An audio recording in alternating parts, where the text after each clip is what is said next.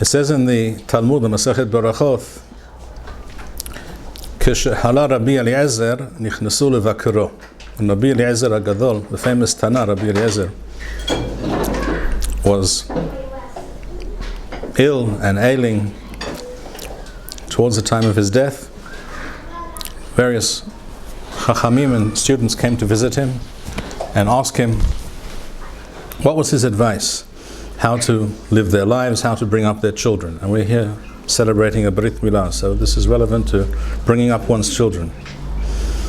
One of the things he said to the people who came to see him was, "Man'u b'nechem min ha'higayon." What does that mean? That's a very good question.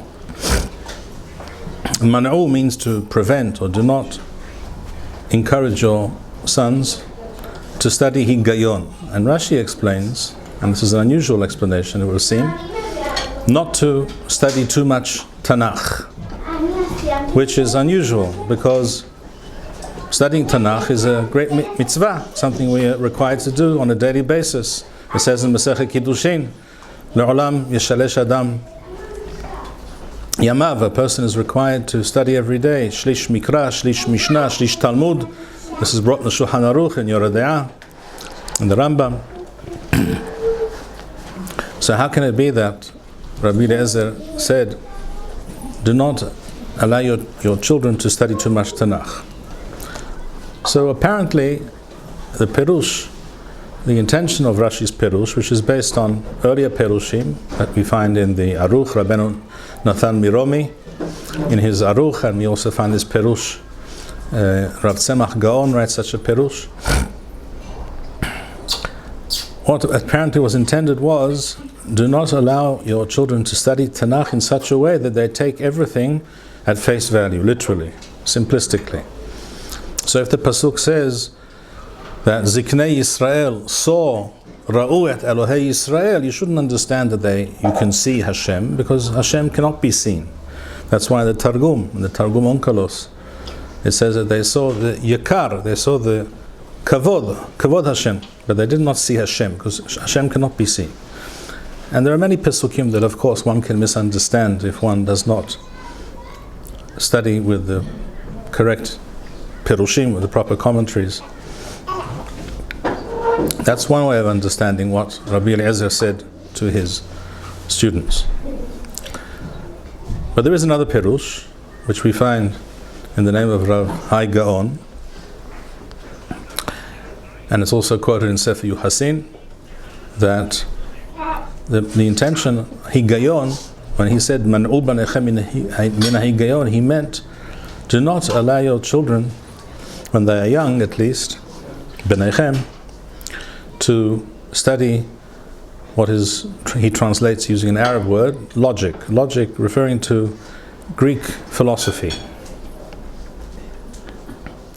Because in those days, Greek philosophy, even though Rabbi Eliezer lived in the Roman period, after the Greek Empire had collapsed many generations prior to his time, but Greek philosophy was supposedly the great wisdom of the day. But as we know, it is diametrically opposed to the Torah, to an authentic Jewish perspective on almost everything. And therefore he said, do not allow your young children to be influenced by foreign ideologies. That's what he was saying. Nowadays, very few people even know what Greek philosophy is. Few people study it. It's really not the great hit that it was once upon a time. Today, instead of Greek philosophy, we have other things. We have all kinds of woke ideologies. We have all kinds of assumptions and world outlooks based on notions that are not rooted in the Torah. And we have to know that before you begin even to accept any terminology even, let alone what is behind that terminology, you have to think, you have to ask yourself, what is this idea? Where does it come from? Is it rooted in the Torah? And of course, the answer is that generally it is not rooted in the Torah. Very frequently it is the opposite of the Torah. And a good example is what we have done here today. We have taken an 8-year-old boy and we took a knife to him and we cut him. Now, from a purely Greek or non-Jewish Gentile perspective, a non-Torah perspective, this is a very cruel and irrational thing to do. It's also dangerous. It involves a certain risk to life. It is theoretically possible. Baruch Hashem, today it's rare, very rare. In ancient times it was somewhat less rare. And yet, the miswah of the Torah is to do a Brit Milah, to do the circumcision on the 8th day, despite the fact that there is a certain element of danger. Because the tremendous importance of connecting a child as soon as he is born, essentially, to the tradition of Avraham Avinu, to connecting him, Lachniso bevrito shel Avraham Avinu, as the father said, the bracha, to make that connection for himself, so he will know when he grows up that I was nimol, I was circumcised on the 8th day, or whatever day it took place. I was made part of the Jewish people as soon as I was able to be. For the parents, for the family, for the friends, this is a tremendously powerful message. We place our connection to Hashem and to the Torah above all things. It is paramount. There is nothing that can get in the way. Nothing can deter us from performing the miswah of Hashem, unless we know that the child's life is very ill right now, and medical opinion is that he cannot undergo a circumcision at this moment. In that case, it is delayed. That is true. But all things being equal, we go ahead despite the possibility of danger. In other words, danger, even the remote possibility of sakanat nefashot, is not always a sufficient reason, not at all, not to do what the Torah states.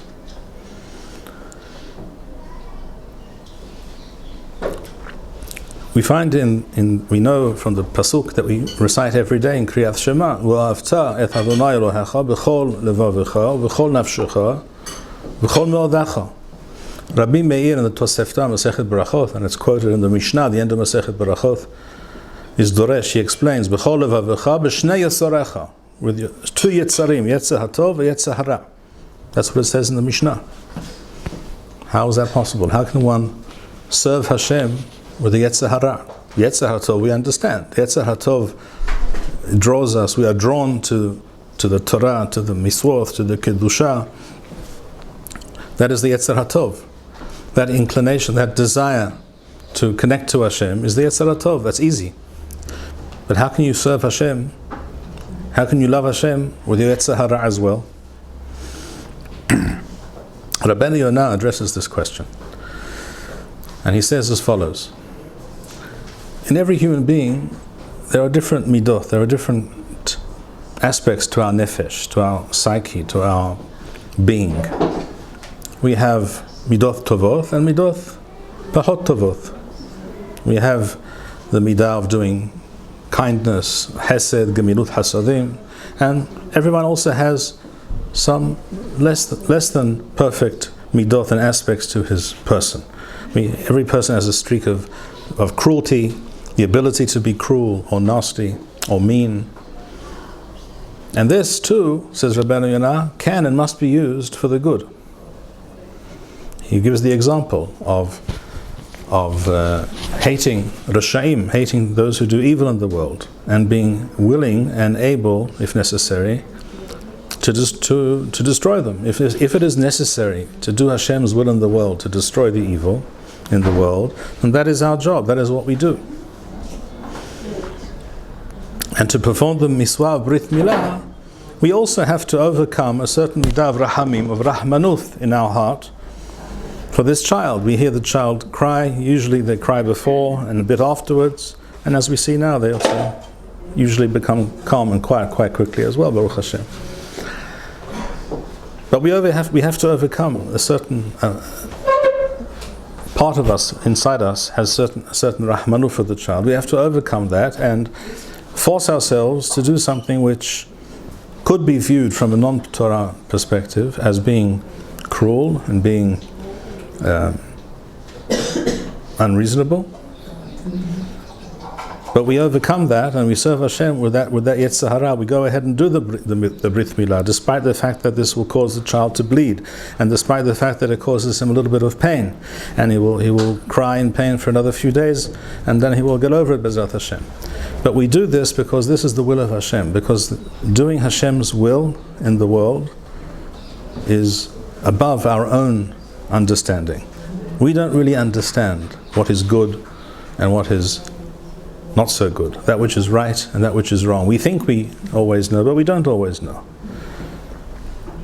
We have within us these various powers, but only Hashem knows in which situation we are to utilize the Yetzer HaTov, and in which situation we are to use the Yetzer Hara, when we are to be merciful and when we are to be cruel, such as doing a Brit Milah involves a certain midah of cruelty. When is it right to do one and when is it correct to do the other? That is for Hashem to teach us. That's the Torah. The word Torah means instruction. That is the way of the Jewish people, and always has been, from the time of Avraham Avinu down to the present day. Today we will machnis this boy bivrito shel Avraham Avinu, and every day we all have to be machnis et atzmenu bivrito shel Avraham Avinu, to walk in the path of Avraham Avinu, to know that when something is right, it is right. If we know this is Hashem's will, is the right thing to do, then we do it, even if we stand alone. Avraham Avinu, Avraham HaIvri, was willing to stand on the opposite side, opposed to everybody else who thought differently. We know that Hashem's instruction, Hashem's teaching is correct, whether other people agree or not. And my bracha to the family, to the parents, to all present, is that we all be zocheh to lachnis et atzmenu b'chol yom bivrito shel Avraham Avinu, to walk in Hashem's ways, to follow in the footsteps of Avraham Avinu, לעבוד את Hashem b'shnei hayesarim, b'yetzer hatov u'b'yetzer hara. Sheba mazal tov. Thank you, Rabbi Bar-Hayim. We would like to encourage our viewers to share these videos with friends and send in your responses. We would also like to suggest the following opportunity to our viewers. If you identify with Rabbi Bar-Hayim's message and would like to sponsor or dedicate a video interview with the Rabbi in honor or memory of a loved one, if you would like to obtain Birkon Nusach Eretz Yisrael or invite the Rabbi for a speaking engagement, please email us at office@machonshilo.org. If you are inspired by Rabbi Bar-Hayim's message and would like to get involved in Torah Eretz Yisrael activities in your local area, please fill out the relevant form by going to the link which appears on the screen.